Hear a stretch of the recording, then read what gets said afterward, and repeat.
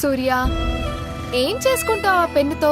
దీనికో 10,000 వచ్చినా బాగుంటుంది. ఆ పెన్నమ్మాయి స్థానం కదా, ఎప్పుడు తీసుకెళ్తావన్నా? నువ్వు మాత్రం ఆ ఊర్లో రోడ్డు మీద కనపడ్డ చెత్త చెదారం అంత ఏరుకొని అమ్మ మాకయ్యా. ఇక్కడ మనకు తెలిసినోడు ఒకడు ఉన్నాడు, ఆడికి అమ్మితే మంచి డబ్బులు ఎత్తాడు. అన్నా సరిగా చూడన్నా, బంగారం లాగా ఉందన్నా. కొద్దిగా అమ్మి పెడతారన్నా? జోకా సార్, బయలుదేరండి.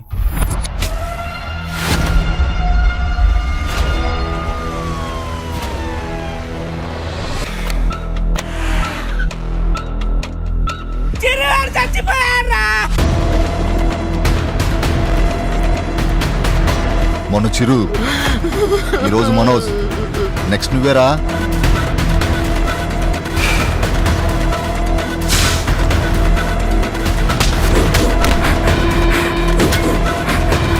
నాకెందుకు ఈ పెన్ను మీద అనుమానం ఉందన్నా. ఆపు సూర్య, నటించకు.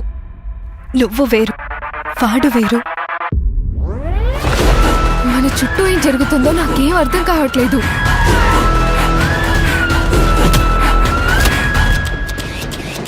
చనిపోతున్న వారంతా సూర్యకి చాలా దగ్గరైన వారు.